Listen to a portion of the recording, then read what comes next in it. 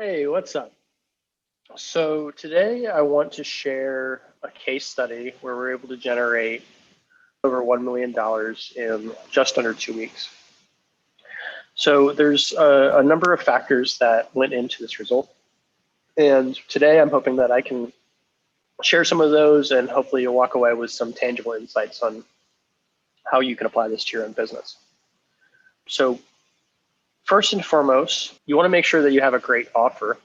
I don't want to lead you to believe that you can just turn on your Facebook ads and make $1 million. You really need to make sure that you have a dialed-in offer, something that has product market fit. Meaning that you've already tested your offer, you know that your market wants it, you know that your landing pages, website convert, etc. So this is an already proven offer, just to share that, and something that we ran over the holiday season.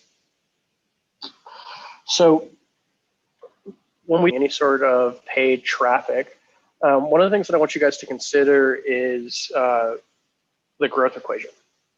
So the growth equation is visitors times the conversion rate of your site. So the cost of the traffic, the overall formula is visitors times conversion rate times average order value or lifetime value equals cash money.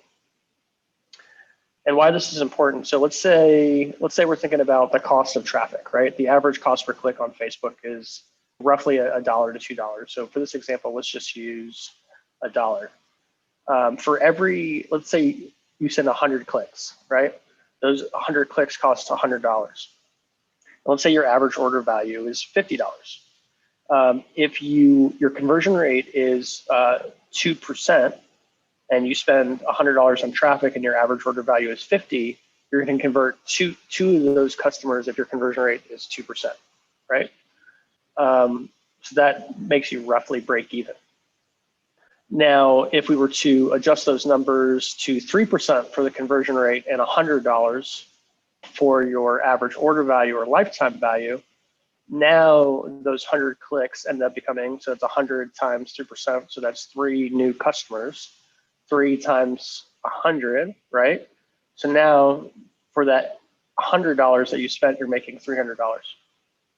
So it's really important to understand this equation because if you understand those kind of like 3 levers of the equation, then you can essentially tweak those numbers until you have a profitable funnel. So looking at our results here, another really important thing is your account structure. So with all of our accounts, and what made this one so successful is we have everything broken down into prospecting, remarketing, and re-engagement. You can also think about this, and you may have heard these terms before, top of funnel, middle of funnel, and bottom of funnel, right? So if I want to do campaign name is prospecting, I can see all the campaigns that we ran prospect, right? So we spent 48,000 and we're able to return 678,000. And these are broken up into lookalikes and interests. So what is prospecting? Prospecting is also known as cold traffic. These are users that have never had an engagement with your brand in the past, or at least not in a significant time. A majority of the time, what we're going to do is we're going to exclude all of our marketing audiences. So any of our website custom audiences, any of our add to carts, initiate checkouts, etc. So if we come in here and we look at one of these ad sets, we can see that we excluded the website. All right. So we were looking at the ad set levels. We were talking about the account structure. So the first segment of our account structure is prospecting. And then we have these different campaigns broken down into interest and then lookalike audiences. So on the interest level, we can see that we have a broad ad set, meaning that there's no targeting whatsoever. We didn't use any interest. For this one, we did a couple. This is a athleisure wear brand. So we also ran tests for Adidas, REI, Colombia, Patagonia, etc.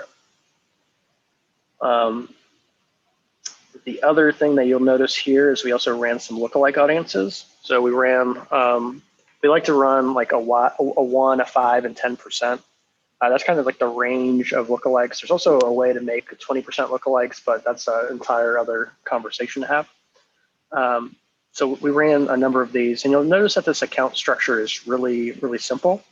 Facebook actually prefers a consolidated structure or a simple structure.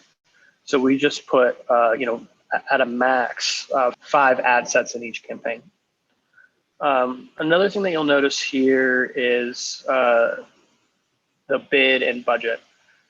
In this case, actually, before we get into bid and budget, let's look at remarketing.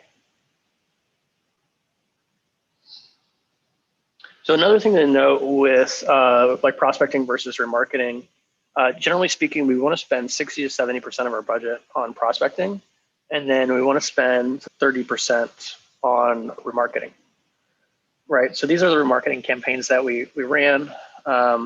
We also ran re-engagement. So you'll hear some people call this middle of funnel and bottom of funnel. And you want to think about how people engage with your brand. When they see an ad, they're going to go to your Facebook page, they're going to go to your Instagram, maybe they're going to become a follower. If they're already a follower, then they're going to have engaged with you on Instagram, Facebook, etc. So those are really like your re-engagement buckets. Those are people that have already engaged with you. And you can see here that re-engagement did really well. And then from there, they're going to go from the Facebook page to the website. That's your website custom audiences. And then you're also going to have people that add to cart, people that land on the website, people that view content. And what we want to do is build strategies that target the whole funnel. So we do that with all of our marketing campaigns. So the way to look at it is if they go from the Facebook page, then they click on the website, and then they'll view some content, and then they'll add to cart, and then they'll initiate checkout. Then they will add their payment info, and then they'll check out, right? So the next part of this is making sure that we have our marketing campaigns that hit every aspect of the funnel. And you can see here that they did very well. So next I want to talk about bid and budget. You'll notice that all of these campaigns have a really high budget. We actually started the test out with like some smaller budgets, but Facebook really prefers when you spend more, not less. You want to be able to give Facebook a minimum of 50 conversions a week. So one of the challenges I see with like new advertisers, new brands, is they try to start really low, and that can be great for testing. But Facebook really shines when you're able to just spend, 1,000, 2,000, 4,000 and up a day. So we really prefer, especially when scaling, to use higher budgets. Another thing to think about is right now all of these are lowest cost because we're looking for delivery, but we'll also very often use manual bidding and bid caps and cost caps, and we'll kind of switch between what we're looking for in terms of like efficiency of cost per acquisition and volume. We were obviously getting a very good cost per acquisition or ROAS on this campaign, so we just decided to run it on lowest cost so that we could get as much delivery as possible. Another thing with this, and one of the things that really helped us scale, was we tested tactically an average order value. We pushed it up to like 120. So they got free shipping bump over $120 versus the average 100. And we noticed that drastically improved our average order value, which is incredibly important